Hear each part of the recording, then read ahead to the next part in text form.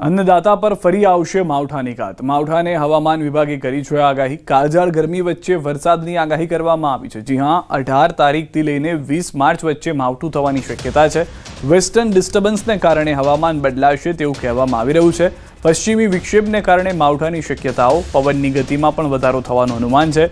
18 અને 19 માર્ચે કચ્છ, બનાસકાંઠા, પાટણ, સાબરકાંઠા, મોરબી, જામનગર, દ્વારકામાં વરસાદની આગાહી છે।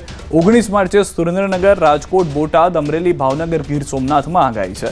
વડોદરા, છોટાઉદેપુર, ભરૂચ, નર્મદા, સુરત, તાપી, ડાંગમાં પણ વરસાદની આગાહી કરવામાં આવી છે। તો ક્યાં ક્યાં માવઠું ત્રાટકશે તેમાં મોટાભાગના સૌરાષ્ટ્રના અને મધ્ય ગુજરાત સાથે દક્ષિણ ગુજરાતના પણ જિલ્લાઓ સામેલ છે।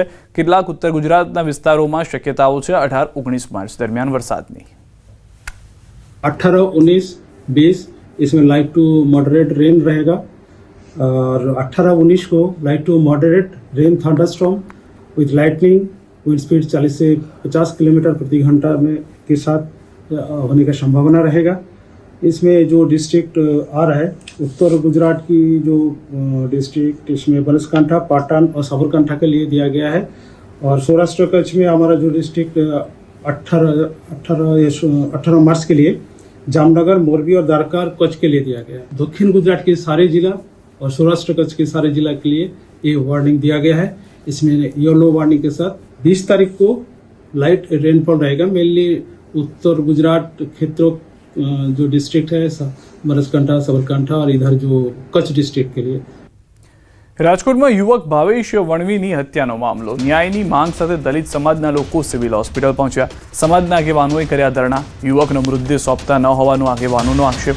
હોસ્પિટલ સંકુલમાં મોટી સંખ્યામાં લોકો ઉમટતા પોલીસ તૈનાત। ગઈકાલે યુવકની નિર્મમ હત્યા કરવામાં આવી હતી।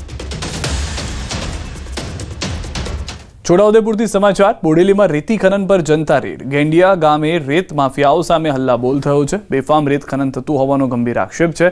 જનતા રેડની જાણ થતાં ખનીજ માફિયાઓ થયા છે સતર્ક। હિટાચી મશીનો લઈ રાતોરાત થયા ફરાર। અધિકારીઓએ ફોન ન ઉઠાવતા ગ્રામજનોમાં રોષ। ખનીજ માફિયાઓ સામે કાર્યવાહી કરવાની માંગ। ઓરસંગ નદીના પટમાં રાત્રિના સમયે પણ મશીનો વડે બેફામ ખોદકામ ચાલતું હોવાની ફરિયાદ। લીજ માફિયાઓનું એટલું બધું જોર વધી રહ્યું છે કે આડેધડ રેતી ખનન કરે છે। લીજ ચાલુ હોય, જે લીજ લીગલ છે તો લીગલમાં મશીન રાખે અને અનલીગલમાં ભરે છે। પછી જ્યારે તો એવું લાગે કે કોઈ ખનીજ ખાન કે ગમે તે આવે તો મશીન હટાવી લે અને પછી જે ગયા પછી બીજા પાછા એમાં ભરો બાજુ બહાર। ખેડા જિલ્લાના કચલાલ તાલુકાના લસુંદ્રા ગામે પ્રેમ લગ્નના મામલે હવે ગરમાયેલો જોવા મળી રહ્યો છે। લસુંદ્રા ગામના પાટીદાર પરિવારની દીકરી રબારી સમાજના યુવક સાથે પ્રેમ લગ્ન કરી લેતા ભારે વિવાદ સર્જાયો। દીકરીની માતાએ એક વિડીયો વાયરલ કરીને રબારી સમાજના આગેવાન ઠાકરસિંહ બાપાને દીકરી પરત સોંપવા અપીલ કરી હતી। વિડીયોમાં જણાવ્યું હતું કે તેમની દીકરી કોલેજ જવા નીકળ્યા બાદ પરત ન ફરતા પોલીસ તપાસમાં જાણવા મળ્યું હતું કે તેણે રબારી સમાજના પિયુષભાઈ સાથે લગ્ન કરી લીધા છે। માતાએ બંને સમાજ વચ્ચે દીકરીઓ ન આપવા લેવાના અગાઉ થયેલા વચનની યાદ અપાવીને પોતાની દીકરી કોઈપણ હિસાબે પાછી માંગી હતી। આ ઘટનાના હવે ઘેરા પ્રત્યાઘાતો પડ્યા છે અને પાટીદાર સમાજના આગેવાનો મેદાને આવ્યા છે। સમાજની દીકરીને પાછી લાવવા માટે આજે લસુંદ્રા ગામે પાટીદાર સમાજના સૌ આગેવાનો એકઠા થશે। આ મહત્વની બેઠકમાં સમગ્ર ગુજરાતમાં એસપીજી ગ્રુપના લાલજી પટેલ વિશેષ ઉપસ્થિત રહેશે। જ્ઞાતિ હોય, હું જ્ઞાતિમાં માનતા નથી અમે, પણ આવા અસામાજિક તત્વો જો આવી રીતે આવા પગલા ભરતા રહેશે તો આપણે આવી રીતે સમાજની કેટલીય દીકરીઓ, કારણ કે કોઈ પણ સમાજની દીકરી હોય એની સાથે આ પ્રશ્ન બની શકે છે। તો અમે આ સમાજ જોડે પાટીદાર સમાજને એવી અપેક્ષા છે કે એ દીકરી જે રીતે ત્યાં બીજી દીકરીને પાછી લઈ આવ્યા, જે રબારી સમાજ ચૌધરી સમાજમાં ગઈ હતી, તો એ જ સામાજિક આગેવાનો આગળ પડીને અમારી પાટીદાર સમાજની દીકરીને આવી રીતે ઘર પરત મોકલે અને સમાધાન રૂપે આવી રીતે નિરાકરણ લાવે કે જેથી કરીને દીકરીનું પરિવાર સુખી રહે અને એને સાંત્વના મળે।